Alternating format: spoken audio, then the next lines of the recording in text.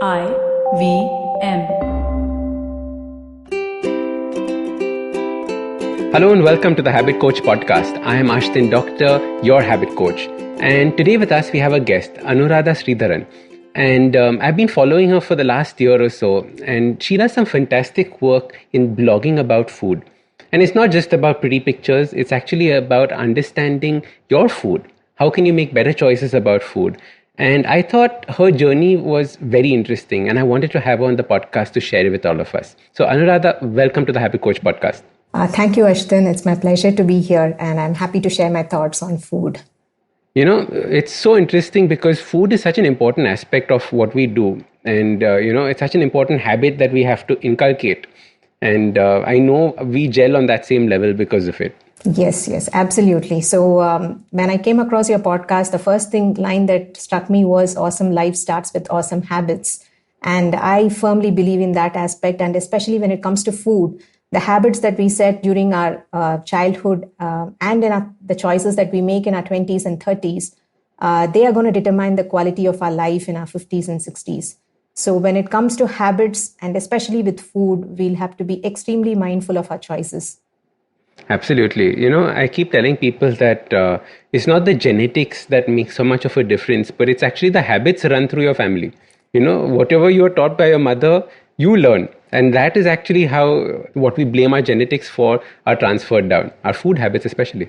Oh, that's so true. So recently I published a post where I spoke about non-communicable diseases are actually not really non-communicable because of the habits that our parents choose, the practices that they follow, the kind of food rituals we follow, those are passed down on to generations. So if those choices are not really the right ones, then obviously the choices made by children are not really going to be the right ones.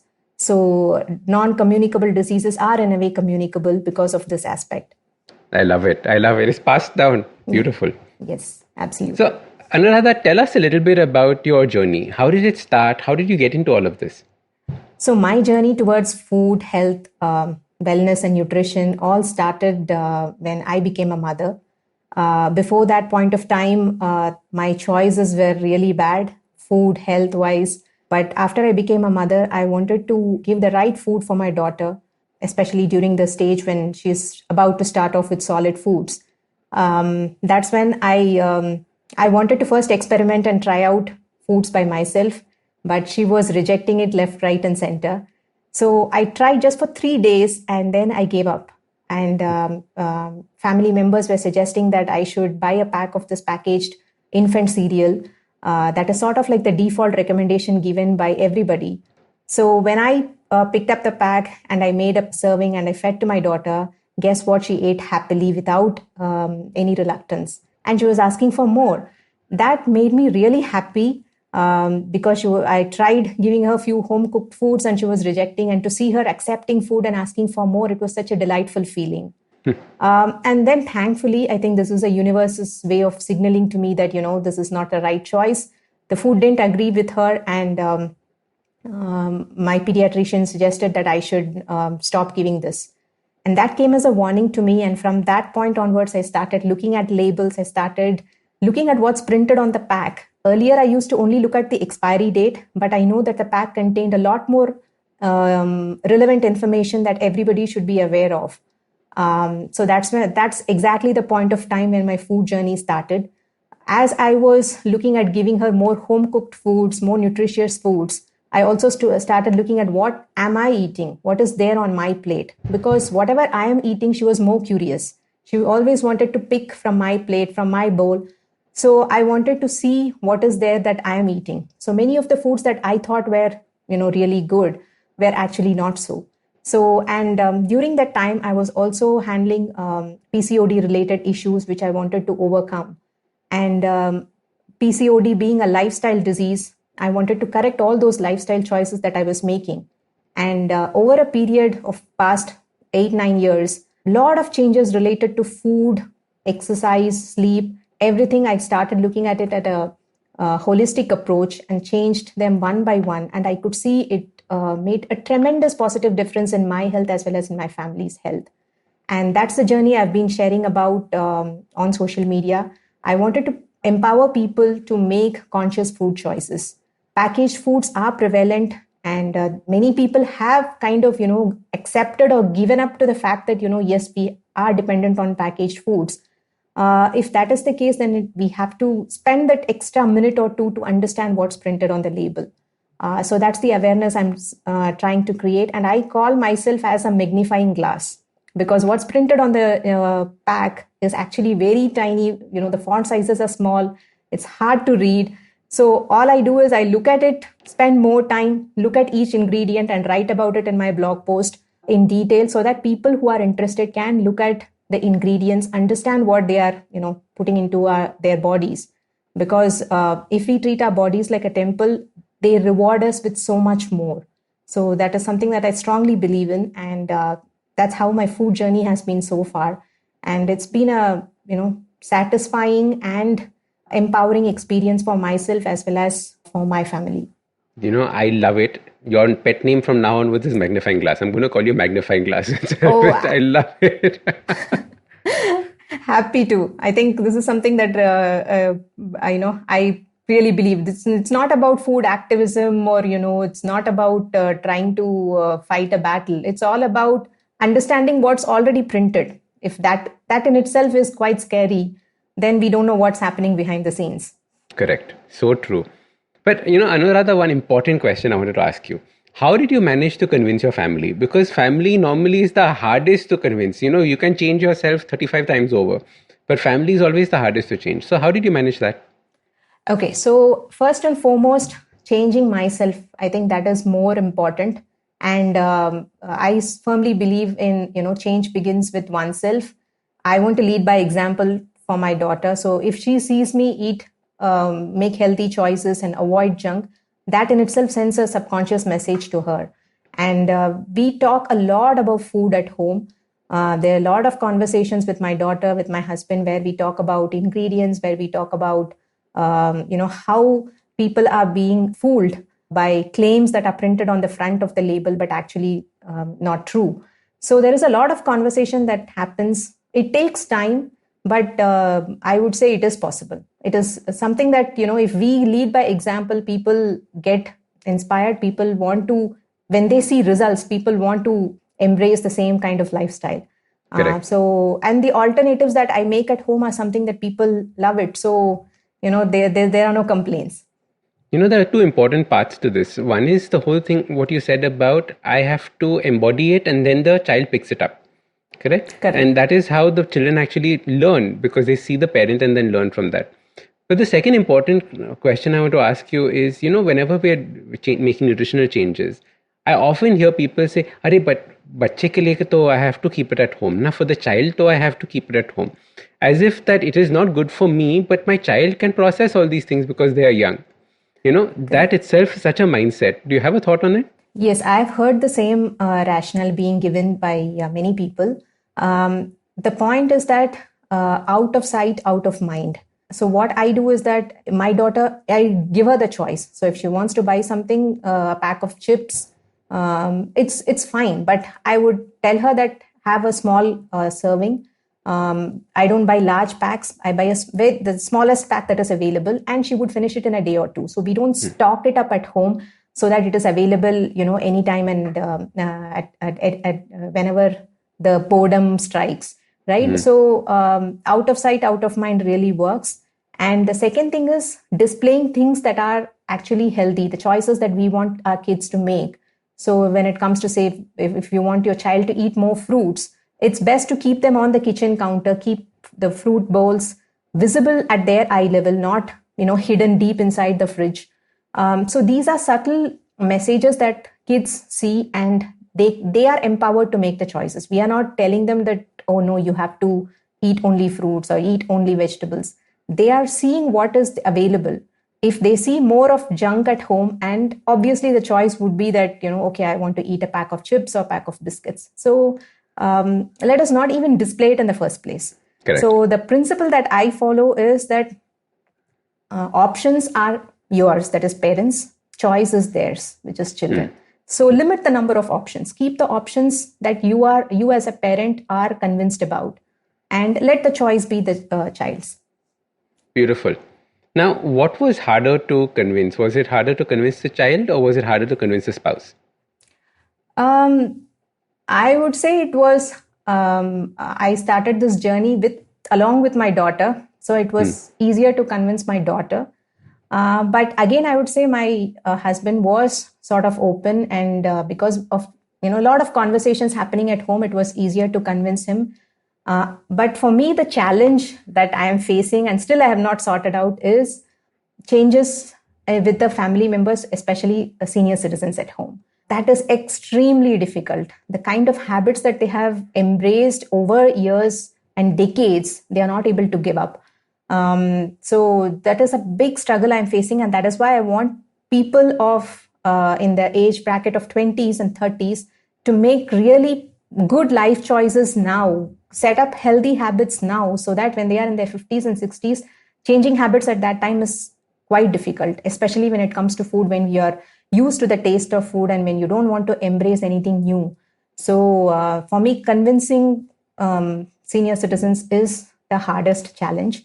Spouse, children, I would say children are much more open, especially when it comes to tastes, because we come with a background bias that, okay, bitter gourd is bitter, it's not quite tasty. We already come with these mindsets, but children are very open, they are free to embrace, so they don't know the taste of bitter gourd, so they are ready to experiment and try. My daughter loves to try anything, any kind of sour fruits, which I would sort of hesitate, but she is much more open. So I feel children are much more easy to mold, especially when it comes to food related habits. But the older you are, it is very difficult to change food habits that have been set so strongly over decades. You said this so well, because a child is coming with a blank slate, and half the time the child reacts to what the parents do, right? So if a parent says, "Oh my God, cockroach!" The child is also going to say, "Oh my God, cockroach!" The same principle comes with when family members say, "Yuck, vegetables! I'm never going to eat a vegetable." The child will also pick it up and say, "Huh, it's cool to say yuck. I will never eat a vegetable." Yes, that's Right? that's so true, because growing up, my dad never ate any vegetables. So there were not many vegetables being cooked at home. So I never used to eat a lot of vegetables while growing up. But when I wanted to make this change in my 30s, that's when I actually started eating more vegetables. I've started trying new vegetables, which I've never tasted for like 2, 3 decades. So it is up to the way how parents, what kind of food habits they eat, they follow, what kind of reactions they give towards food.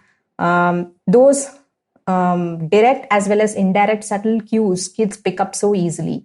So the kind of messages we send to the kids, the kind of discussions that happen around the dining table, that those are really, really important. If the child sees that the dad or the mom have a option not to eat vegetables, then obviously they are also going to think that, yes, I also have the choice not to eat vegetables.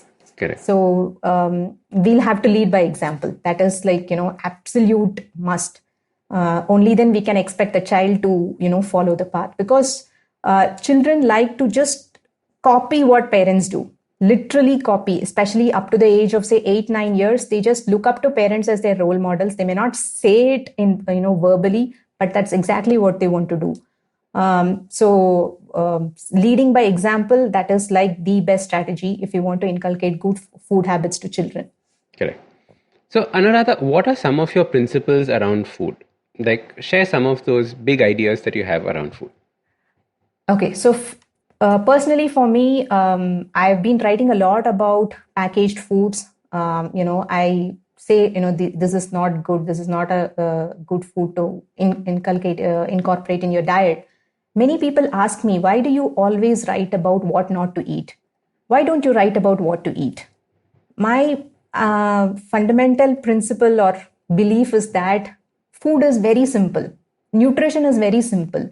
But we have intentionally made it complicated so that we can rely on many experts. I believe our body is the best nutritionist. So if you want to know what is the best diet plan, ask your body, not an external person. Try different foods, see how your body reacts, whether you're able to digest properly, whether the nutrition is getting absorbed. You would see those signals, right? how it is getting processed, how it's getting eliminated. So all these are cues that your body keeps sending to you. Because of our busy lifestyle, we are not tuned to these cues, and we kind of, delegate this work to either an app or to a nutritionist. So my belief is that your body is the best nutritionist for you. What you need, your body will tell you, and if you listen to it, you're sorted. There's nothing complicated about food. Food is very simple. No need to complicate it with macros and micros and I need so many calories, I need so many carbs, so many protein. No, listen to your own body. That's my strong belief. But Anuradha, my body tells me to eat packets of chips because that is so tasty. Now, how do I listen to my body? Like, there must be some way of distinguishing the tongue from the rest of the body. Yes. So your tongue says that you want to eat a lot of chips. Okay. But how does the chips react in your body? Do you feel acidity after, say, about 2 hours after eating a pack of chips? Do you feel satiated after eating a pack of chips? Do you still feel hungry? Because most of these packaged foods are high on calories, low on nutrients. So what you're actually feeling is that your body is craving for nutrients. It's asking, give me nutrients that I need. But instead, you're just dumping me with more and more calories.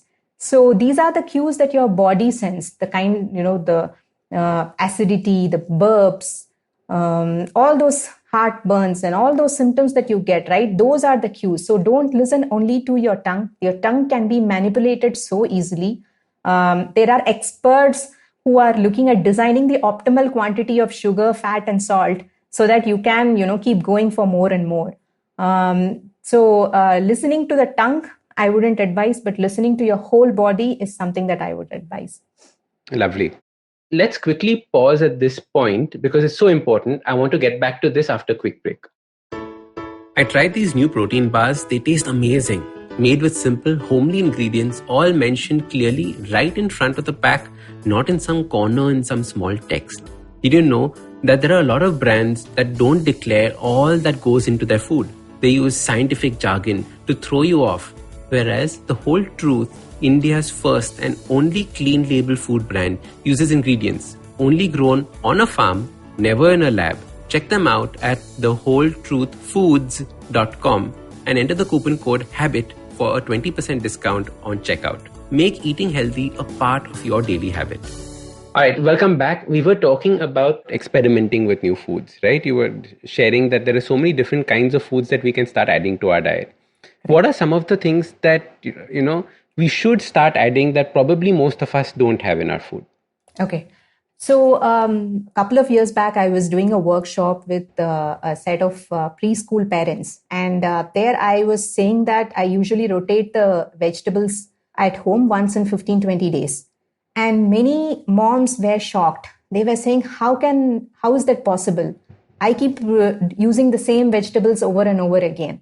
So as I reflected back on that particular conversation, the one thing that struck me was that the variety of foods that we consume have come down drastically over the past few decades. So if you are in the north, it's mostly wheat. If you're in the south, it's mostly rice. But there are quite a number of millets that are extremely beneficial, irrespective of your age. And each millet has a different nutritional profile. So I include a variety of millets, not just even within rice. It's not about polished white rice. There are so many varieties of native traditional rice varieties that are available, which again are high in fiber, high in various vitamins and minerals. So it's best to mix and match various grains and pulses, not repeat the same cereal over and over again. Okay. And the second thing, when it comes to vegetables, the pattern that is commonly observed in urban households is that we usually pick mostly the carrots, beans, potatoes, and cauliflower. But there are quite a number of local vegetables that are rich in various nutrients. They are quite cheaper as well, and they are loaded with nutrients. Things like cluster beans, broad beans, many of those gourd varieties like ash gourd, bitter gourd, bottle gourd. Things that, people consider to be boring, but when you cook it the right way, they are super healthy, and they grow according to the season. They are appropriate for that particular season, the requirements of that season. So I would recommend that including a variety of vegetables, not just going after the same kind of vegetables over and over again. So that really helps in building a nutritional variety. And the other point I would like to share is that have more variety over a course of a month and less variety in a meal. What we do is that when you go to, say, a buffet, there are so many items that are there, right? You just load up your plate with so many starters and main course with variety of side dishes, and then you go for desserts, and in the desserts they have fruits. So after that meal, you are like gone. For the next 2-3 hours, you wouldn't be able to move. Correct. And in the evening, you feel so exhausted, and you can feel that your body is working hard to digest that food. And you might end up skipping that night's dinner, and the next morning you still feel groggy. You don't feel that energy. Why is that happening? Because we are overloading our body with so much variety in a single meal. And this is something that was, never a common practice during our, our ancestors' times, where the elaborate feast was only prepared on special occasions. But right now we are like, almost every weekend we indulge in a buffet meal. So my belief is that have less variety in a meal, but increase the number of variety of, be it fruits, vegetables, grains, lentils, greens, everything over a course of a month. So when we talk about, we have spoken about grains, lentils, vegetables. The other thing is about greens. Okay. So most of us are, used to eating only the palak and methi. That is sort of like the default greens, but there are hundreds of greens that are available. The place from where I am currently, I live in Bangalore, and there are so many varieties of greens that are available. Drumstick greens, Brahmi greens, dill. There are many varieties which I know in Tamil, Manattakali greens. They are all extremely, extremely nutritious, and they are local, seasonal, easy to prepare. So I think we should just explore the horizon of our minds to see what is growing locally before we embark and look for kale or acai berries or whatever. Let's look at what is available locally, because they are super nutritious. Okay, and Correct. Again, the other thing is that just because we found out about a particular superfood, it doesn't mean that we go and overindulge on that completely. Like, I know we all understand the importance of immunity in today's times, but it doesn't mean that we only rely on amla. There are so many other fruits and vegetables which come with other nutrients as well. So plan for variety. Yes, amla is good, but don't just go overboard with amla. Include variety of fruits and vegetables throughout the month. Superb. I've been smiling throughout this because I love your 4 points and I completely agree with them. Especially the one about a variety on over a course of a month and not a variety in a meal. I absolutely love the way you described that. Anuradha, I want to break down each of these categories a little further. Okay. So let's talk about millets. Millets are something not many people are familiar with, right? Everyone's familiar with wheat and rice. Can you tell us a little bit about millets and how you like to prepare millets? Okay. So millets, currently there are about 7 different millets that are available, which are available in the urban areas. There could be more as well, but I have tried about 7 different millets, and each come with different nutrition profile. So for example, if you look at finger millet or ragi, it is like super rich in calcium. Okay. Many times people ask, what are the vegan sources of calcium? You look no further. Calcium is ragi is the best source of calcium. Similarly with bajra is very rich in iron. Jowar is very good in protein, and especially good for growing kids as well as for senior citizens as well. So ragi, bajra, jowar, they are considered as the neutral millets. And then there are these other kinds of millets which are called the positive grain millets, the foxtail millet, kodo millet, little millet, and barnyard millet. And there is one more variety called brown top millet, which is available in Karnataka. So these 5 millets are extremely rich in fiber. They also come loaded with other minerals and vitamins as well. So what I do is typically I pick up either a kilogram each of these millets. Usually I stock up on 2 to 3 millet varieties at home. And so whenever I'm making idli dosa batter at home, I usually prepare them with millets, sometimes half millet, half rice, that would be the proportion that I would use. And this is with respect to using the whole grains. These millets are also available in the flour form. So when I'm making chapatis at home, I usually mix 50% of whole wheat flour with 50% of any one. It is usually not recommended to mix a variety of millets because our bodies need different digestive juices to digest these millets. So it might become a little bit of an overload. So it's best to have one millet at a time and not mix up more together. Correct. And the reason why we also need to choose millets is that it grows without much use of any external pesticides or fertilizers. And they don't require a lot of water. So if you look at rice, I don't remember the statistics now, but it requires a lot of water to grow a kilogram of rice.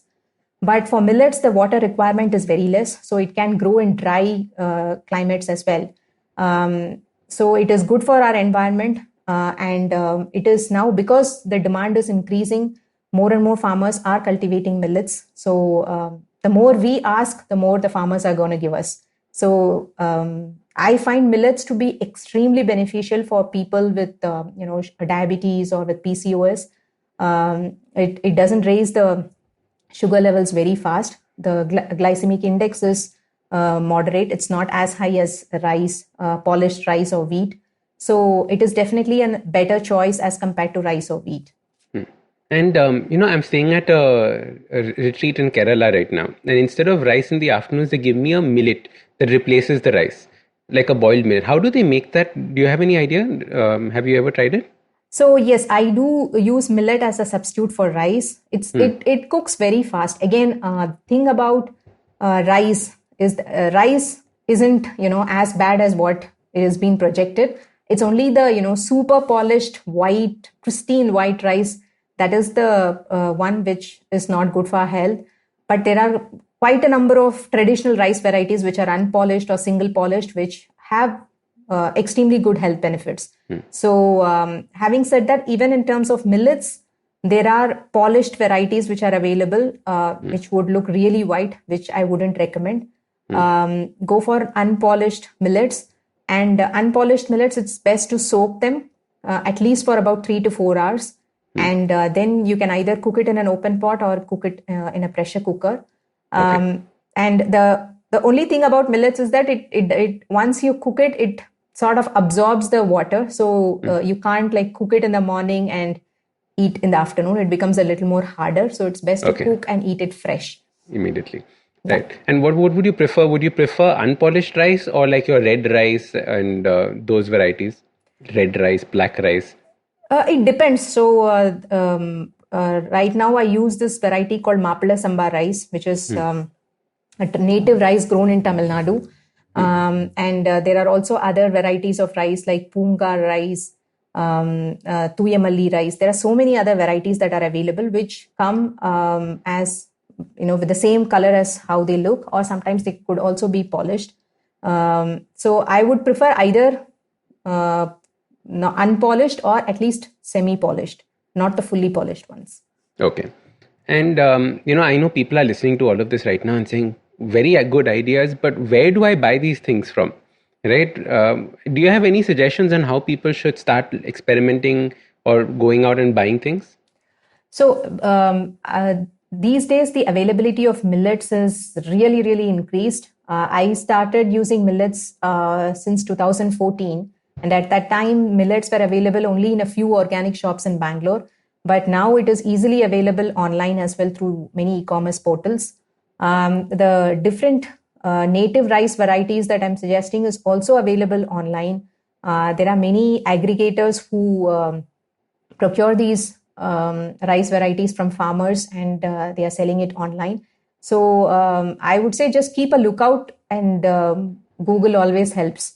It's become very common. I would say that people are embracing because they see that this is both millets and the native rice varieties are quite helpful to deal with their health ailments. So I would say keep an open eye and connect with people. It's very easy to procure them these days. Love it. Love it. So, Anuradha, apart from these aspects of food, is there anything else that you are currently talking about that you're currently passionate about? Right. So, as I was looking at food as something that heals our body, food is not just fuel, it is much more than that. Food impacts our thoughts, food impacts our activity, so many other aspects. So, as I was looking at food, I also looked at other aspects that influence our wellness. So, I realized that food plays an important role, but it's still a very small role.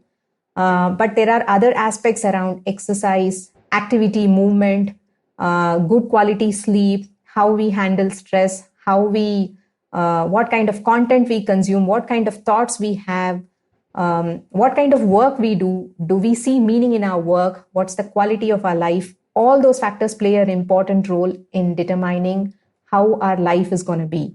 So this is something that I'm exploring with a lot of interest and a lot of curiosity, because I know that holistic wellness comes from a multiple factors. So just by eating amla or drinking sugarcane juice is not going to, solve all our problems.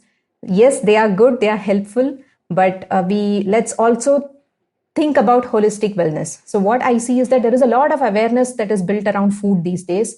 There is a lot of interest on food. We go look for superfoods. There are so many nutritionists promoting foods. It is a healthy trend, but I think let's not focus too much on food and ignore the rest. Let's go beyond food. Yes. Let's look at all these aspects of it. Yes. Lovely. So I would say that if your food is about 80 to 85% right, it's okay. Don't aim for 100% perfection in food, whereas your other aspects like your exercise, sleep, and how you handle emotions and stress, all those aspects, if they are not taken care of, that 100% perfection in food is not going to help. Okay. Love it. Anuradha, how can people reach out to you? How can people connect with you, take this conversation forward? I am active on Instagram. My account is Anuradha Sridharan, and my website is anuradhasridharan.com, where you can find the detailed analysis of various packaged foods. I also write a lot about holistic wellness, about nutrition, about meal planning. So there's quite a bit of content that I keep writing about. And I'd be happy to connect to people who have similar interests. I also do a few workshops around these topics, which I keep announcing on Instagram. So yeah, these are the various channels by which you can connect with me. Love it, guys. And we're going to be talking to Anuradha on the second episode, where we're going to be discussing packaged foods. So please do join us for that. If you like this podcast, don't forget to check out other interesting podcasts on the IVM network. You can listen to us on the IVM Podcast app or ivmpodcast.com. You can also follow us on social media. We are at IVM Podcasts on Twitter and Instagram. If you want to reach out to me, I am Ashtin Doc on Twitter and Instagram. You can find lots more information on my website, awesome180.com, or check out different content on my YouTube channel called AWESOME180. That's Awesome 180. I hope you enjoyed that show. If you aren't following us on social media, please do. We're IVM Podcasts on Twitter, Facebook, and Instagram. I'd like to thank the sponsors on the network this week, Storytel and The Whole Truth Foods. Thank you for supporting us.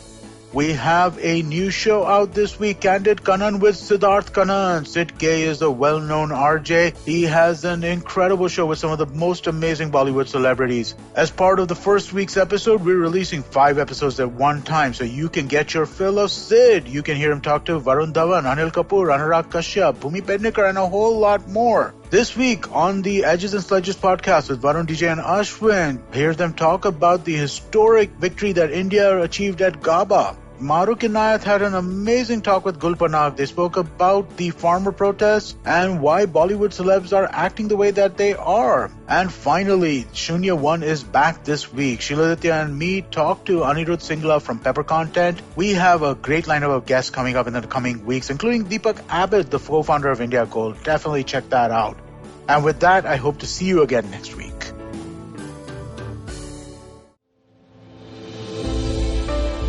What are some of the radical changes that are now shaping our workspace? With physical distancing and heightened safety protocols being the norm, will technology finally make its large-scale entry to the workspace? Will design as we know it change for the long term? Is it possible for the Indian commercial real estate space to adopt a 360-degree approach to sustainability? Join our hosts at the Future of Space podcast by RMZ as we deliberate with industry leaders, analysts, and bright young minds on the way forward for the workspace given the new COVID normal. Tune in to the IVM Podcasts app or wherever you stream your favorite podcasts